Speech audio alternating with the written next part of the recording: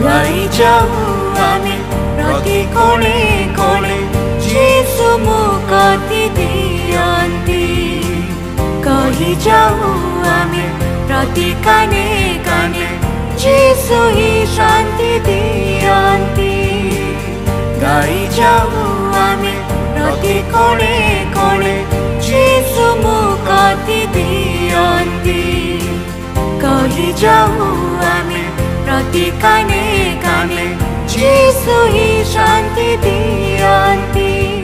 प्रिय श्रोता बंधु प्रभु श्रीकृष्ण को सर्वोच्च नाम रे आपण को शुभेच्छा।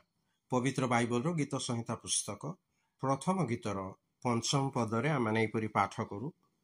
एहेतु दुष्ट माने विचार स्थान रे अबा पापी माने धार्मिक मानक मंडली रे ठिया हेबे नाही। स्वर्ग राज्य संबंध रे शिक्षा देबा बेले प्रभु श्रीकृष्ण जने राजांक पुत्रर विवाह भोज संबंध रे एक दृष्टांत कहिले। निमंत्रित लोके केतेक कारणरू सेई भोजरे उपस्थित हेले नाही। तेणु राजा आपणार दासमान को प्रेरण करी राजरास्ता रे थिबा लोकमानंकु भोजरे अंशी हेबाकु कहिले।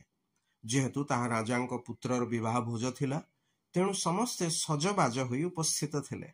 मात्र जेतेबेले राजा भोजरे अभ्यागत लोकमानंकु देखिबाकु आसिले से एपरि जनकु देखिले जे विवाह वस्त्र परिधान करि नथिले।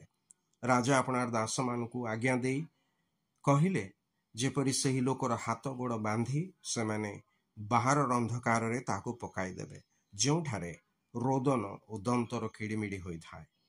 एई दृष्टांत रे विवाह वस्त्र परिहित लोक माने होउछंती प्रभु श्रीकृष्ण ठारे विश्वासकारी लोके।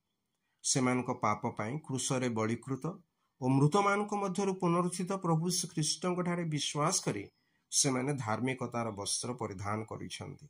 सेमाने मेषशावकंक विवाह भोजकु निमंत्रित होइछंती। किंतु विवाह वस्त्र परिधान करि नथिबा लोक प्रभु श्रीकृष्ण ठारे विश्वास करि नथिबा लोक मानकु दर्शाए। जो मानक ठारे बा जो माने धार्मिकतार बा परित्राणर वस्त्र परिधान करि नाहंती सेथिपई सेमानकु बाहर अंधकार रे अर्थात नरक रे निक्षिप्त कराजिबो जेउठी रोदन उदंतर किड़मिड़ी हेबो। दुष्ट लोक धार्मिक मानक मंडली रे ठिया होई पारे नाही। जेपरि मेष मानकु दक्षिण रे और छाग मानकु बाम पार्श्व रे पृथक करा जाइछि। मेष माने ईश्वरंकर आशीर्वाद प्राप्त लोके हेबे। पुणी छाग सेमानकु बुझाए जो माने नरकदंड भोगिबाकु जिबे। तेबे आपण क्यों दल रे अछंती?